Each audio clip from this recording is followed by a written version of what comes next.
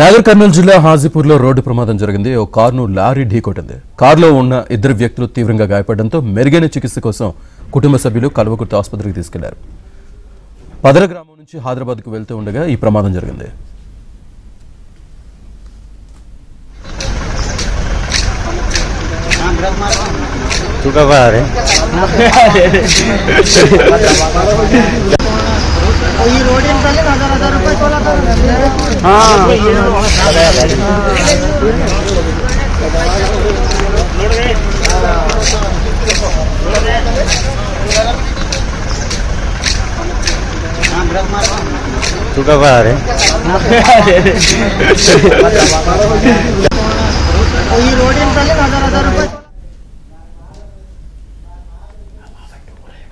వికారాబాద్ జిల్లా సరిహద్దులోని కర్ణాటక ప్రాంతంలో మరో బస్సు ప్రమాదం జరిగింది. ఆర్టీసీ బస్సు లారీ ఢీకొన్నాయి. ఎలాంటి నష్టం జరగకపోవడంతో అందరూ ఊపిరి పీల్చుకున్నారు. గుల్బర్గా నుంచి తాండూరు వైపు వస్తున్న కర్ణాటక ఆర్టీసీ బస్సును లారీ ఢీకొట్టింది. బస్సు డ్రైవర్ తలకు గాయాలవడంతో స్థానికంగా ఫస్ట్ ఎయిడ్ చేశారు. అయితే యాక్సిడెంట్ చేసిన లారీ డ్రైవర్ మాత్రం పరారీలో ఉన్నట్లు తెలిసింది. ప్రమాదం జరిగినప్పుడు బస్సులో 22 మంది ప్రయాణికులు ఉన్నారు.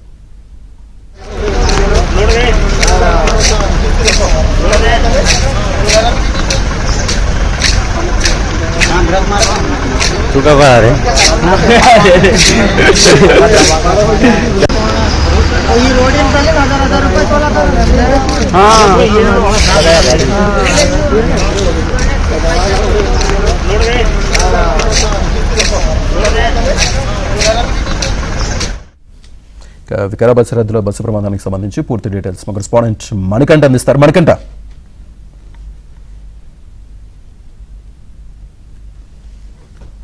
మణికంఠ, ఈ ప్రమాదానికి సంబంధించి మీ దగ్గర ఉన్న అప్డేట్స్ అండి.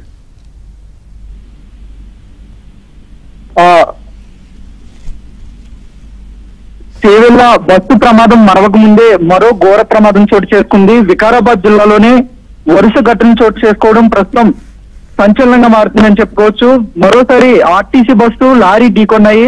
వికారాబాద్ జిల్లాలోని గుల్బర్గా నుండి తాండూరు వైపు వస్తున్న Karnataka RTC bus cement load తో వెళ్తున్న లారీని అయితే ఢీకొట్టింది. దీంతో అక్కడ పూర్తిగా ఈ ప్రమాదంలో బస్సు అలాగే లారీ కూడా ముందు భాగం అయితే ధ్వంసమయ్యాయి. అయితే ఈ ప్రమాదంలో ఎవరికి ఎలాంటి గాయాలు అవ్వకపోవడంతో, ప్రయాణికులకి ఎలాంటి గాయాలు అవ్వకపోవడంతో ప్రస్తుతం ఊపిరి పీల్చుకున్న సిచ్యువేషన్ కూడా ఉంది. అయితే ఈ ప్రమాదంలో మాత్రం బస్సు డ్రైవర్ కి తీవ్రంగా గాయాలయ్యాయి. ఈ ప్రమాదం జరిగిన వెంటనే సాగర్ ఫ్యాక్టరీ అనే సమీపంలో ఈ ఫ్యాక్టరీ వద్ద అయితే ప్రమాదం చోటు చేసుకుంది. వెంటనే ఆ కంపెనీలోకి తీసుకెళ్లి తీవ్రంగా గాయపడిన డ్రైవర్ కి అయితే సహాయక చర్యలు చేపట్టారు, ఫస్ట్ ఎయిడ్ చేశారు. అయితే బస్సులో ఉన్న ప్రయాణికులందరికీ ఎలాంటి గాయాలు అవ్వకపోవడంతో ప్రస్తుతం అందరూ కూడా ఊపిరి పీల్చుకుంటూ ఉన్నారు. అయితే ఈ ప్రమాదానికి కారణమైన లారీ డ్రైవర్ ను ప్రస్తుతం ఆ ఘటన జరిగిన వెంటనే ఆ ప్రాంతం నుంచి అయితే పరారయ్యాడు.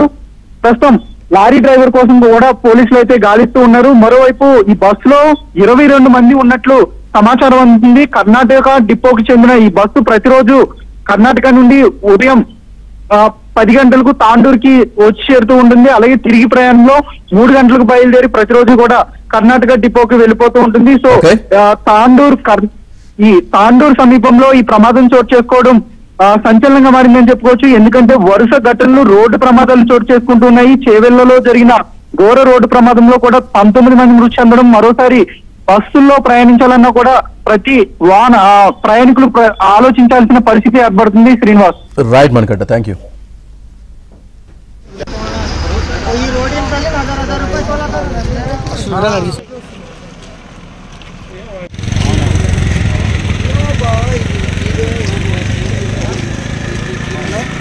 आई को